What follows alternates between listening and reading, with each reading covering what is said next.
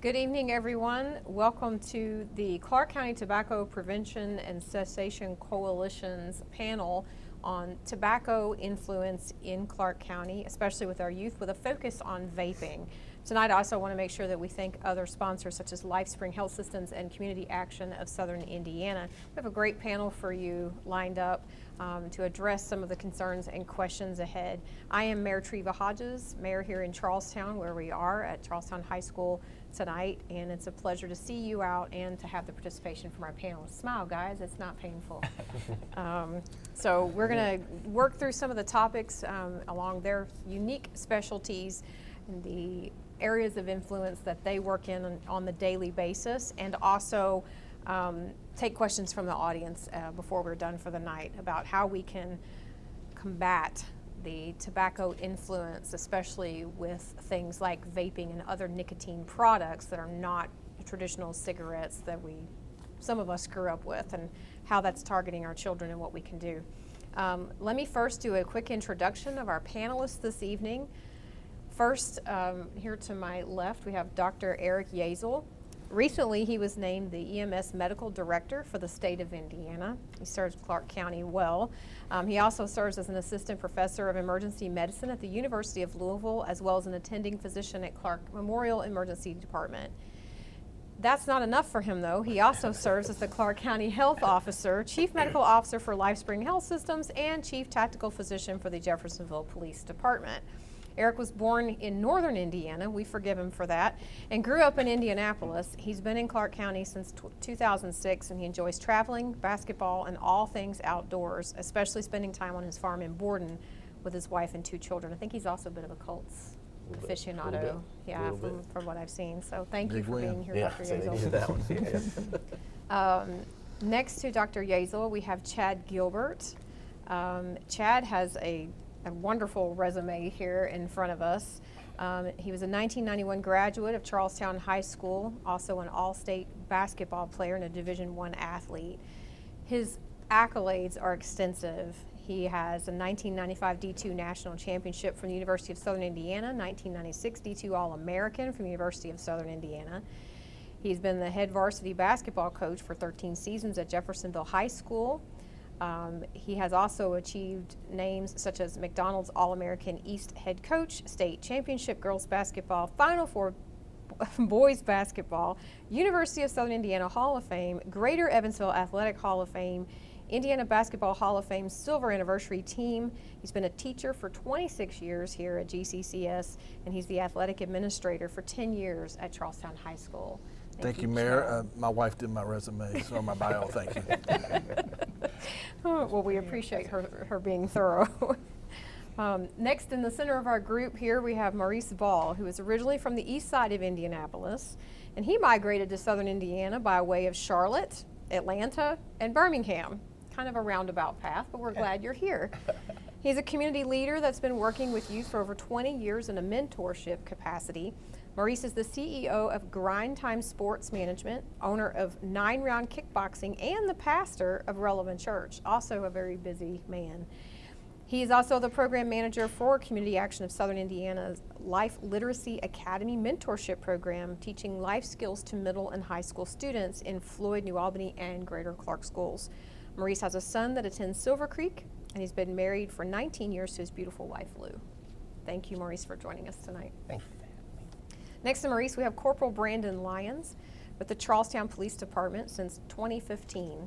He serves as the School Resource Officer to Charlestown Middle and Jonathan Jennings Elementary since 2021. He's a DARE instructor, and he was selected as top student at DARE Indiana 2021 instructor session. He's also certified by the National Association of School Resource Officers. He holds a bachelor's in criminology and criminal justice from Indiana University. And he was born and raised here in Clark County and attended all Charlestown schools, and is a graduate of the 2011 class at Charlestown High School. Thank you, Corporal Lyons. Thank you.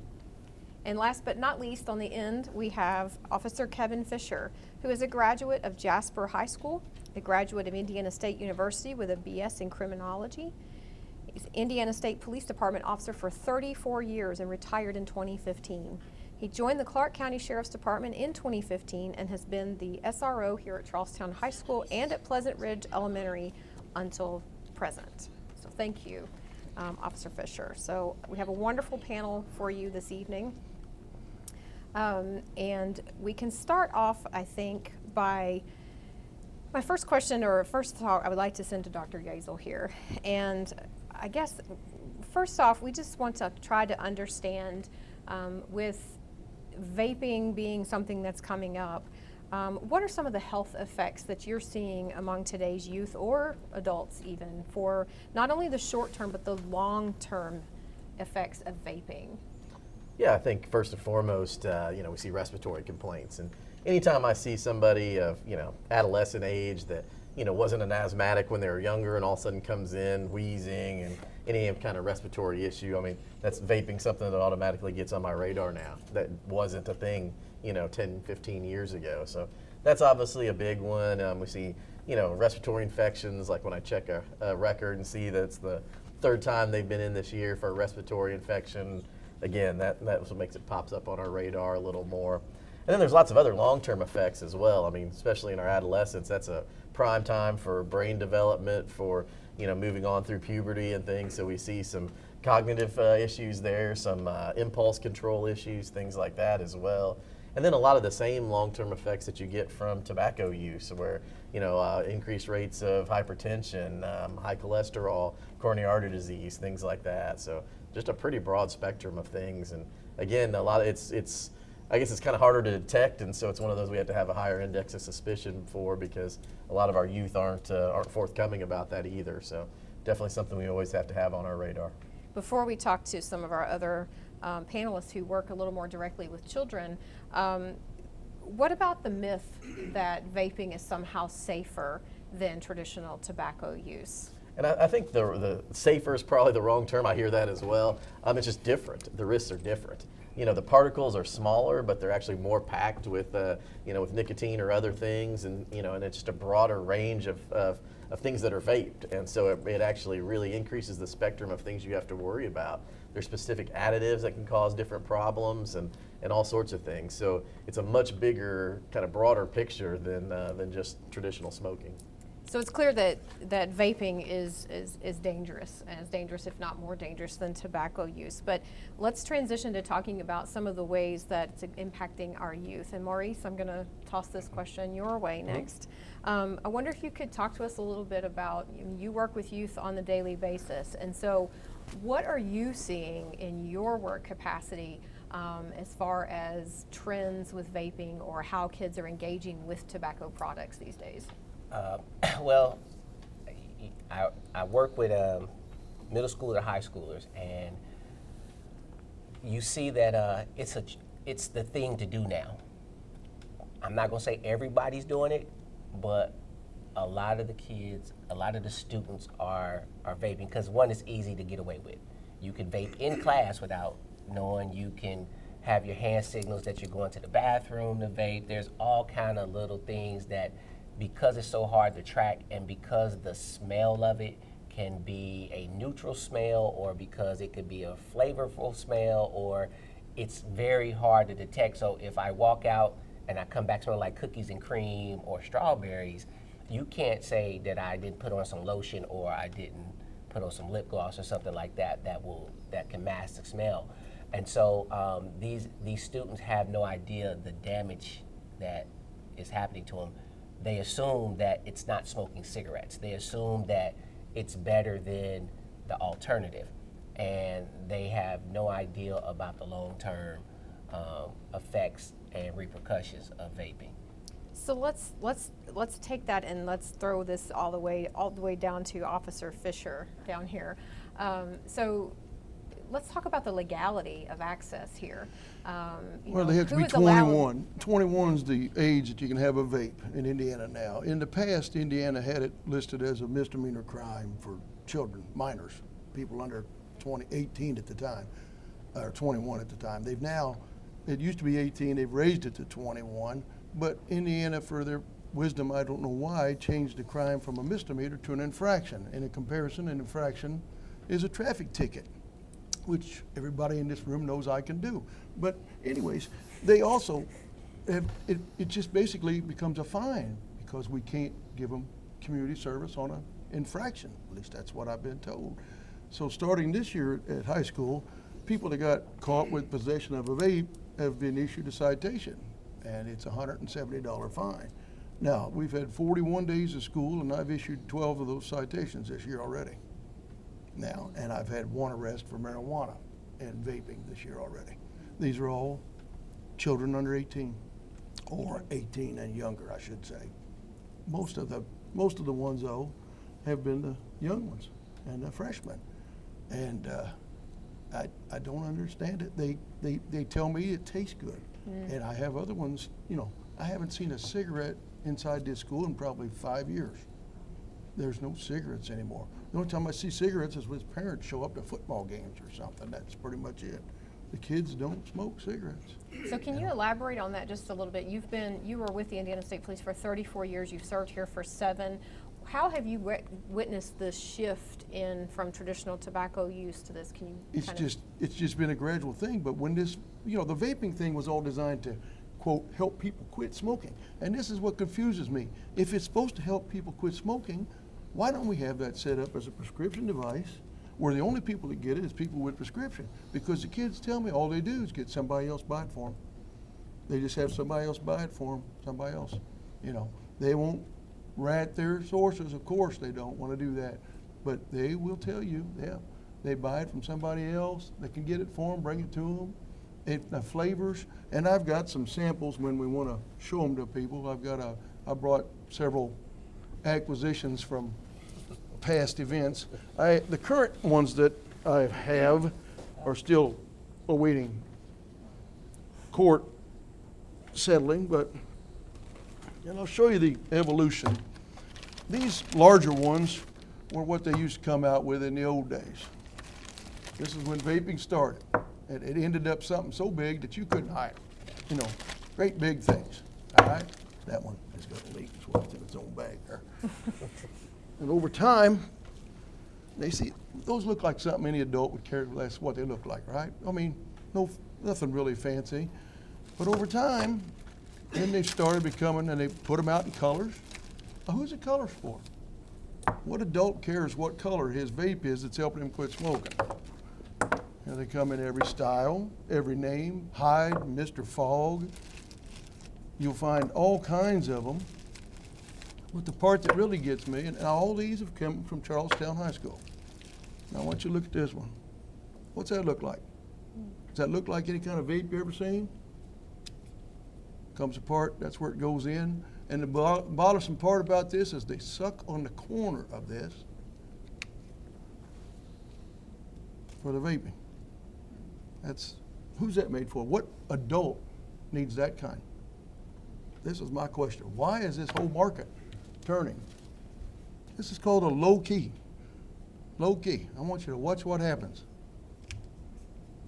What does that look like closed? Why is it called low key? Looks like my key fob. I got the same thing in my pocket. It runs my car.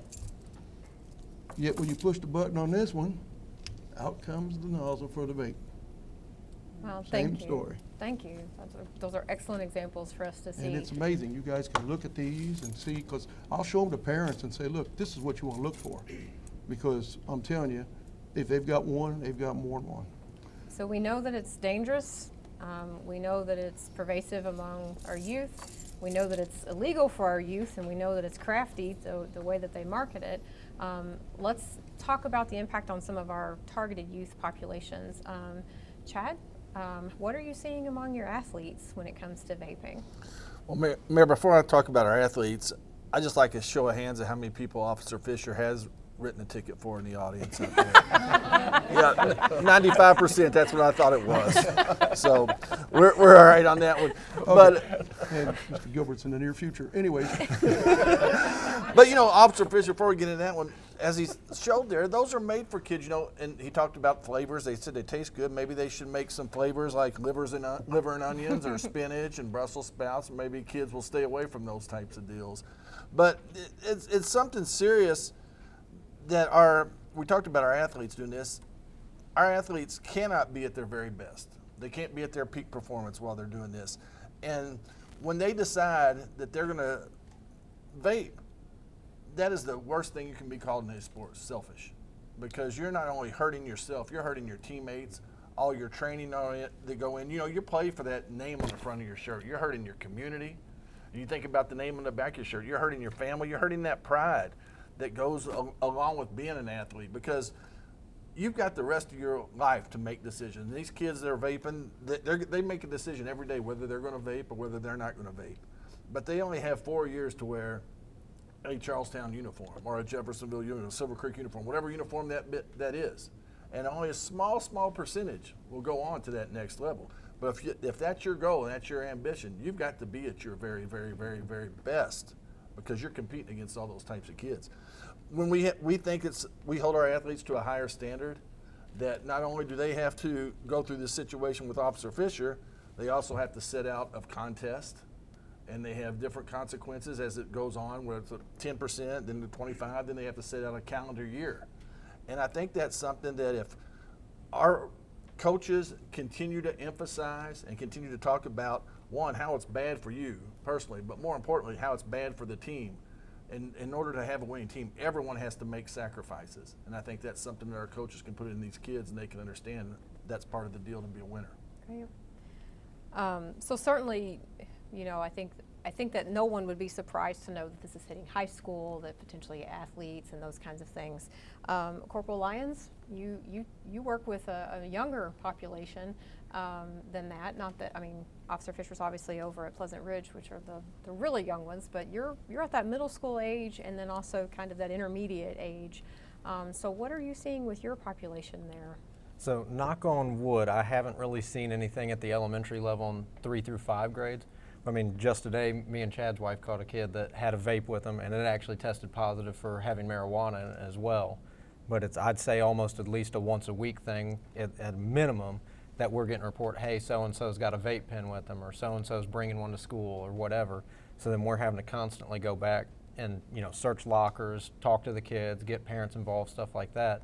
And it's just this ever-revolving door, because it's normally you get your same kids that are doing it every single time. So you're one of our DARE rock stars. It was in your resume. And you just admitted that maybe in the younger ones you're not seeing it yet. Sounds like you're kind of at that breaking point there in the middle school. So in your experience and with your training, how do you think we can begin to combat this before it begins to be a problem and then becomes pervasive in the high school? So a lot of that, like, I teach 5th and 7th grade DARE. And now I'm trained, I can teach everything from kindergarten up through 12th grade. I could teach every single year. Obviously, the logistics of that would be a little bit of a nightmare for me to do, being it's 10-week courses for each one. So obviously our role in it as being in the school and the education system is huge. But a lot of this, I think, relies on at home with the parents and family members and what these kids are seeing, what reinforcement, whether it's positive or negative, that they're getting from parents. Because some parents that I've been involved with, it's, who really cares? And that's a shame. Mr. Ball, would you like to pick up from there and talk about maybe the role that mentorship or modeling can play in this? Sure. Like he said, a lot of that starts at home, but then you can't really say that, because I have students that I talk to who come from good parents, good families. It's just the thing to do. I think the education at a younger age, going into the elementary school, to really put like the fear in them as they matriculate up, so that they could be exposed to it, because when they get exposed to it, they're getting exposed to it from their friends already at school. And so without having any prior exposure to it, they're taking their friend's word as the end all be all, like, hey, I'm doing it, you know, without having any knowledge of that, what it's doing to their bodies or things like that. And so being able to have somebody that's positive tell them, like, yo, no, what you're doing is that you're creating a dependency issue at a young age that only progresses from here. So right now is vaping, then what's the next thing that comes after you get to vaping? Because it's only going to take you to a certain level. Then what's next after that? You're trying to go to the next level, and then the next thing after that, you come to the next level. So I asked all my students, do y'all know anybody that's an addict right now? And all my students normally raise their hand, yes. And I say, do you think they started off saying that, oh, I can stop anytime? Because most addicts, the first thing they say is, I could stop anytime. But I'm like, you're not even giving yourself a chance to win because you're 12, 13, and 14. My youngest student that I know is doing something is a sixth grade. It's in sixth grade. And it's not just one sixth grader, it's a bunch of sixth graders. And so right off the bat, you're creating the dependency issue. As Dr. Yesu said, that your mind is still developing, so your mind is developing to grow in an addictive format. But being able to speak the truth to them, and then, you know, the surprising thing is, like he said, I have parents that validate it. I mean, what if your parents called you? Oh, they okay with it as long as I'm doing it at home. I just didn't grow up in that era. You know, you did not want to do that at home where I came from, but the parents now are, and I'm equating it to these are younger parents. So a lot of these students don't have no repercussions. Like you said, it's just an infraction. It's not having a controlled substance on school grounds anymore. It's just an infraction. Right. So there are a couple of themes that have come up, or a couple of things have been said. Mr. Gilbert talked about this idea of being selfish and trying to share that with his athletes and say, you know, we don't want to be that way. And then there was also this concept of, well, it tastes good, it smells good, it's attractive, it's packaged neatly or whatever. And maybe if it tasted worse or looked worse, it wouldn't be as attractive. I'm going to come back to Dr. Yesu for a moment because let's be real, this is nicotine addiction. And I wonder if you could speak specifically. I know we asked kind of broadly what you see in vaping with lungs and particles and things, but can you speak a little bit from that fear capacity of how we talk to both parents and to our youth? Can you kind of explain to us what's happening with our brains and bodies when we begin to use nicotine and then over time?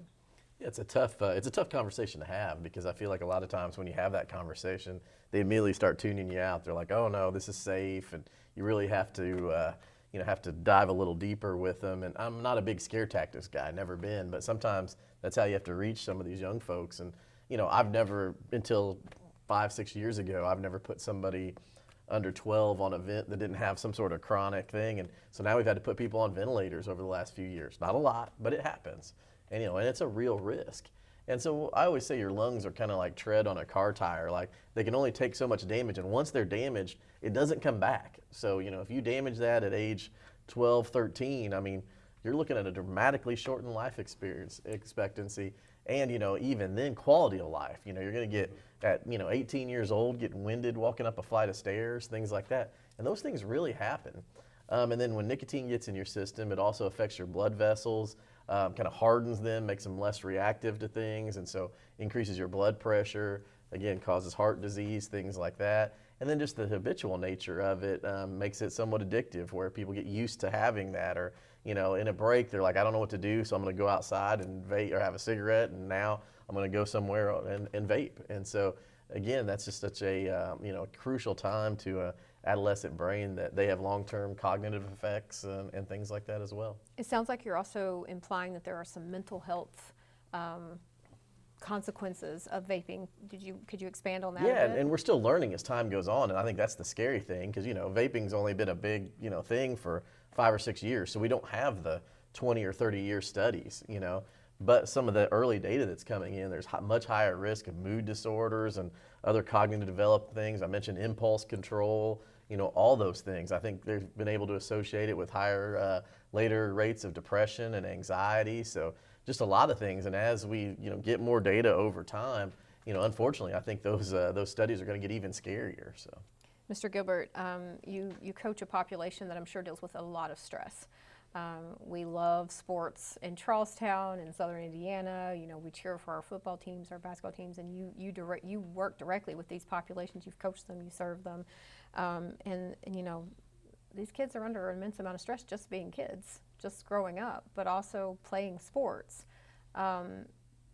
What happens among your athletes when they have this added peer pressure for vaping and tobacco use or those kinds of things? And what can you do as a mentor and as a leader to help them work through those challenges and those pressures? Well, I think, Mary, you hit the nail on the head. There's no harder time to be a teenager than right now. It's the last few years have been very, very hard on our youth. And that's no excuse. We're all fighting through this, and we're all going to get through these things and make ourselves better. And when you are involved, just growing up, think of it, not even being involved in sports. Sports are fun. There shouldn't be stress on that. You should play those sports because you want to be part of something bigger than you. You want to develop relationships that are going to last your whole life. There shouldn't be any stress involved with that. The stress is every day of just getting older and making good decisions, you know, and we all have that. When we wake up and make a decision, we all have that. Should we do this one? Should we do that one? And you know, when kids have that every day. A kid may turn down a vape today. They're going to have that same opportunity tomorrow. And I think that's something, you know, that we really need to do a good job of maybe professional development within our schools. Maybe have in-person health. We don't teach in-person health in the high schools anymore. And that's something that, you know, we can bring that back. Something that we have assemblies. We have, you know, I told you I've taught 26 years. I'm a PE major and a health minor. Vape wasn't any part of any curriculum I went through in school. And that's something that I think that we can get that to our teachers, to our faculty, into our, you know, I think Officer Lyons with his DARE program, different things that we can build upon that and bring that health piece back into the curriculum of schools where kids have a guest speaker come in. And when they make that decision, they think, man, I got this chance to do this, but I remember what Dr. Yazel said, third period. This is going to affect me A, B, and C. Maybe I'm not going to make this decision. I'm going to make the right decision and move forward. So I think any of those types of things that we can get that constant message, I think that helps relieve those stress, and it makes people informed, because I think the biggest thing with vaping is being informed. Corporal Lyons, I want to come back to you for a moment and build on something that Mr. Gilbert is talking about here. You know, empowering our youth to be able to make those decisions in that moment over and over and over. And with DARE instruction at a young age, there's an opportunity there to do that. So what strategies, not only can parents, but can adult mentors in the community, whether they're a part of Big Brothers or Big Sisters, or just, you know, they happen to know aunts, uncles, cousins, friends. I mean, our Southern Indiana communities are well connected and networked. So what advice would you give to adults in general about ways that they can help inspire youth outside of that DARE classroom to become that persistently resilient responder to these pressures? So, kind of tying into the DARE program a little bit, I guess, one of the early on lessons is peer pressure management, like different ways you can say no. You can walk away, redirect, just repeat what you're saying. Hey, no, I don't want to do this. You give an explanation why you don't want to do it, whatever.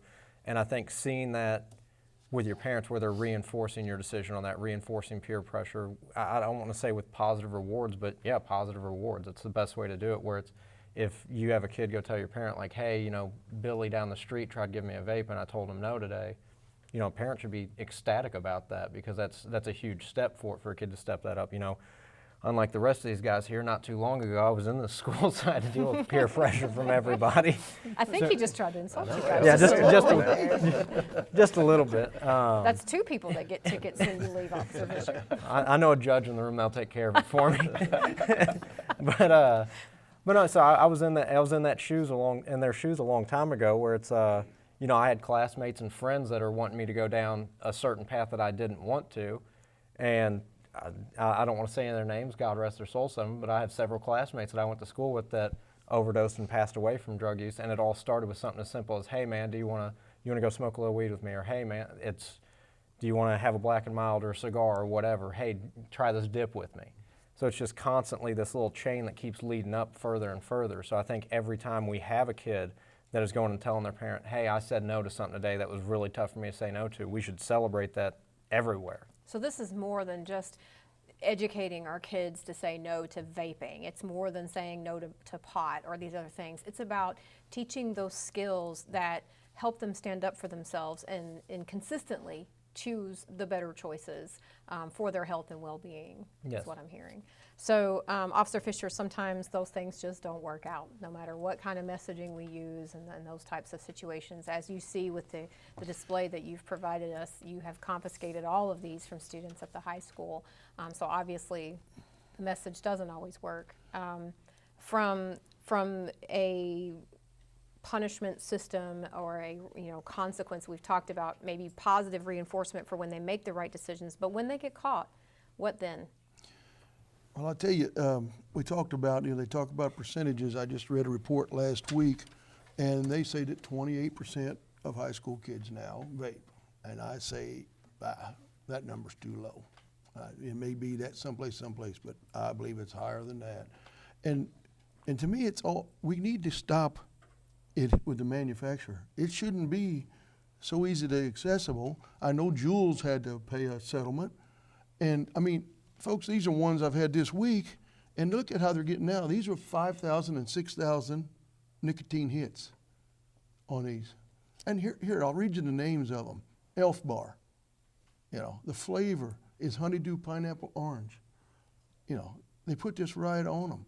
Candy King, Air, disposable device, hard apple, 6,000 puffs.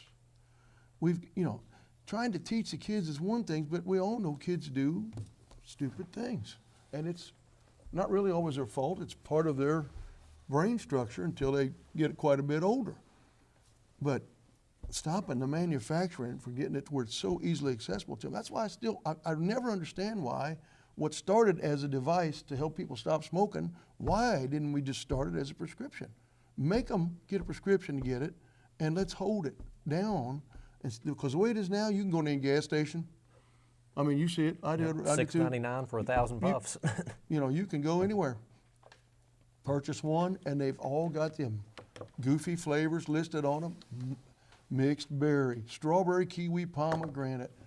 What adult that's trying to quit smoking is looking for that special flavor to replace a nasty cigarette? I don't understand it. The kids, they seem to respond like they do not like the citation. That's what I've found out so far, because upperclassmen are catching on a lot faster than anybody else. I'm catching a lot of freshmen. The upperclassmen, I'm not saying they're not doing it, but they're sure not doing it around in front of us.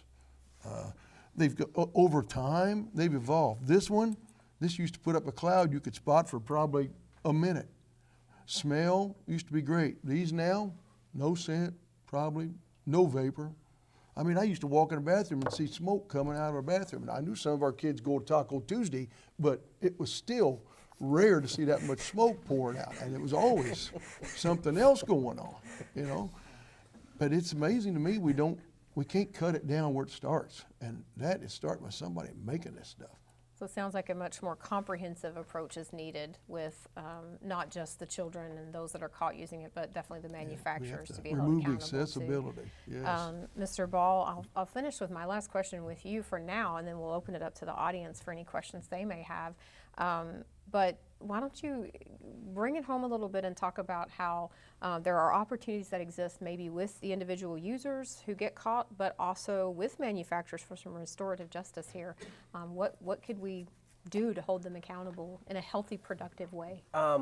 Holding, as he stated, that Jewel just got a fine for $357 million. I think it was like 350. That's pennies. Mm-hmm. That's nothing. We think, wow, man, $357 million, yeah, but they made $2 billion. Mm-hmm. So at the rate that they're turning this over, and at the rate that they're getting that money, it makes it very difficult for anybody. It's enough people in this room. We all have voices, but we can't fight against $3 billion. They're spending $75 to probably $1 million a month in advertising. $75,000 to $1 million. Like in a small market like this, $75,000 in marketing we can all be out here till our voices are gone. We still don't have the power because they have the resources. And it's not until we really attack them with a major lawsuit that damages them financially, not $357 million. I'm talking $1 billion or something dollars where they're going to respond. Because you can't boycott the stores. The stores are just putting products in that people are buying. And it's very difficult, but I think the more you educate, the more you start to reach the younger group, the more you can start to curve that, because people are buying it because they just don't know any different.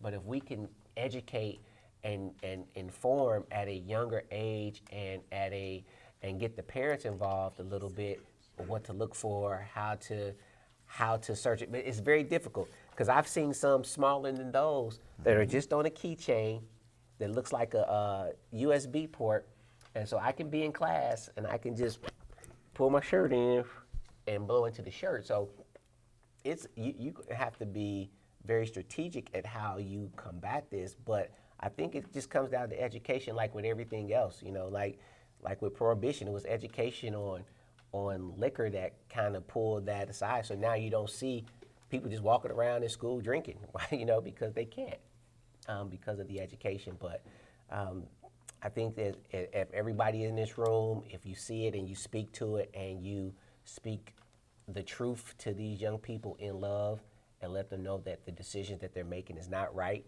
I think that helps.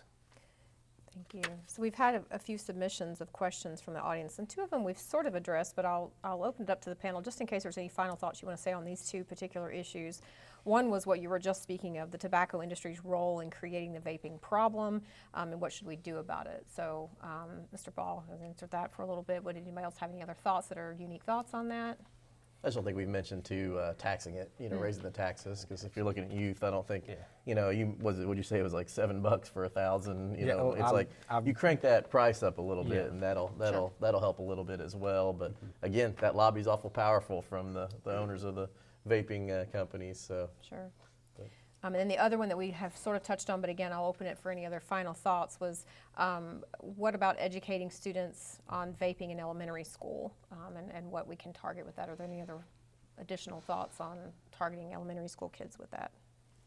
I think that's a great idea. They're your next wave of middle schoolers. And if you can catch it, the earlier you can catch them, at least give them some kind of information to have, you can start to curb those numbers as they get into middle school. Because now in middle school, the numbers are way higher than 28%. So then another submitted question from the audience then is something we haven't really touched on specifically, and that's how can we help the youth who are dealing with serious nicotine addiction? What do we do when the young people themselves are the ones who are addicted? That is a good question. And I talk to students all the time, and I ask them, and they say they can stop, and I just say, you're an addict. You can't stop. If you can stop, stop. The hard part is having the resources and for them to be committed enough to the process of quitting. It's not something that they're young, so they're not trained to. And I know adults who, still have a hard time with addiction. So you're talking about these youth. Only thing you could do is probably get them in a support group, get them around other youth who are transitioning out, who've already quit, and they become the spokesperson into this group. But they're looking at us as the adult, so we're adults, so they're not really paying no attention to what we're saying. So I think it is finding leaders within their peer group and allowing those leaders to be able to speak into their peer group. Dr. Gazel, did you have any thoughts on that one? Yeah, just I think healthy diversions, sports, other extracurricular things like that, where they're developing healthy habits to kind of pull them away from that, and not just accountable to yourself, but other teammates and things like that.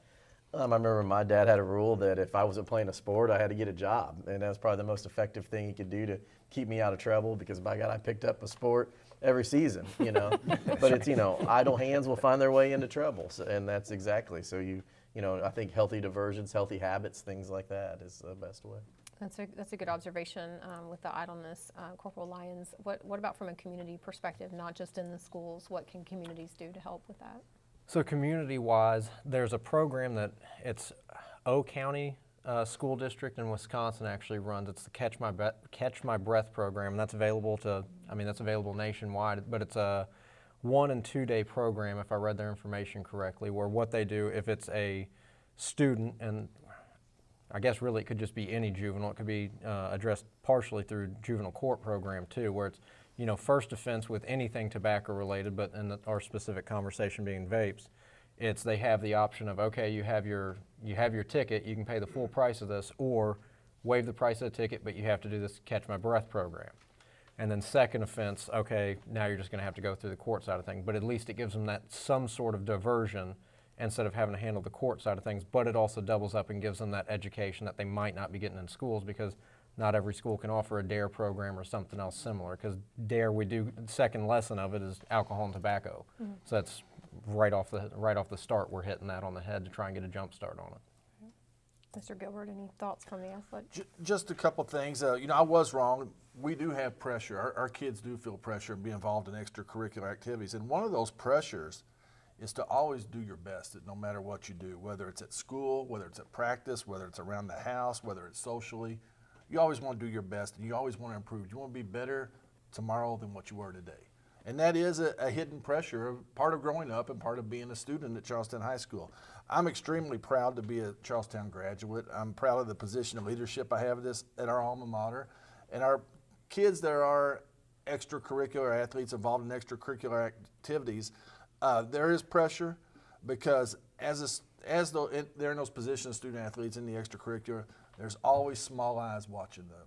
And they want to emulate their behavior. They want to be like them someday. And, that's part of that legacy. How do you want to be remembered? And kids do remember the bad, but you know what else? They also remember the good. And that's what I hope that our guys leave that legacy, that they leave good thoughts for these younger kids to grow up and be like them someday. Officer Fisher, 3 decades of law enforcement experience. What would you I think there's one thing add to that? Brandon and I have not spoke about today. We have both know a gentleman that the last week or shortly before that stuck his vape in his pocket. Shortly after there was an explosion. He's now over in Louisville in the burn unit, 4th-degree burns. And we haven't spoke about the danger of what they are, just being an electronic device. But that's a guy, that's a grown-up. And now he's suffering with it. That's And, interesting. I hadn't thought of that either. It's the suffering just, it's hard to tell them. I mean, and I noticed Chad left out the part about they do get a punishment if an athlete gets caught. You might want to explain to them what happens to an athlete that gets caught. Yep, and that's one of the things we talked about, just that if 10% of their season the first time, 20% the next time, or 25% the next time, then a full calendar year that they don't get to do any part of activities. So it's a little bit more of a strict punishment It for an is, athlete. because it's a privilege to be involved in extracurricular Sure. activities at Charlestown. Is that just athletes, or is that any extracurricular Any activity? extracurricular. Okay, good deal. Another question submitted by the audience was kind of taking us in a little bit of a different direction, but a very important direction that we have not yet touched on. We've talked about the impact of the tobacco industry and nicotine addiction on youth, even on adults. We talked about health effects, but I wonder if we could have someone address the impact specifically on our minority community and what you're seeing in that regard. Dr. Yazel, I know you see a lot of this. Yeah, Maurice, I know you yeah, probably let's do say I with think your there's some- mentorship. Absolutely, and I think there's some direct, I think some of our minority neighborhoods are specifically targeted. You'll see increased advertisement in those areas, and there's an increased number of the stores that sell those kind of products in some minority neighborhoods. And so obviously then, that leads to increased use in that surrounding area. So I do think there's definitely some targeting advertisement in that community. So. And that is, but that's something that's been ongoing from cigarettes. So cigarettes targeted minorities through making it look cool, by making it seem that it was the thing to do. And when you come with these kind of flavors, when you look at honeydew, melon, suckle, apple, cinnamon, yeah, I mean, like, you're going to go and that's going to be appealing to any child. But when it's more visible in the minority community, more stores, that means that the rate of minorities vaping is going to be higher, only because the access and the exposures is there. Absolutely. We also have a note to make sure that we tell everyone to ask about the voice program for 13 to 18-year-olds. And Kyla Walls, if you'll raise your hand. is our adult ally for the Voice program, and we're all encouraged to meet Kyla after the program is over. I think it's also important to note that this is such an informative panel because there's so much more than just targeting this in schools or athletics or those types of places. This is an entire community event, it's entire community outreach that must happen. You're hearing how it targets minority populations with the sales. You're hearing about the community focus. You're hearing that some parents don't care, and so it's up to other adult mentors to care for that. And so as a mayor in a community, there are roles that leaders can play that help reaffirm the positive messaging, reaffirm healthy initiatives within the community, whether that's exercising, eating right, avoiding those dangers of tobacco, and ensuring that the types of stores, development opportunities that are here are those that are uplifting for our residents, not just mentally, but for their health and for their economic situation as well. And so I want to commend all of our panelists for sharing that information and for just taking on a very difficult topic. I know that some of you deal with this on a day-to-day basis. It can be very frustrating for you. It can't be easy to pull out sample after sample after sample of vaping device that you've confiscated from students. And I know that you all care deeply about the populations you work with, whether that's primarily athletes or in the mentorship capacity as a medical officer or as an SRO. So I commend you all for getting out there and modeling good behavior and good choices. And for all that, are there any other final questions from the audience that we would like to address? All right.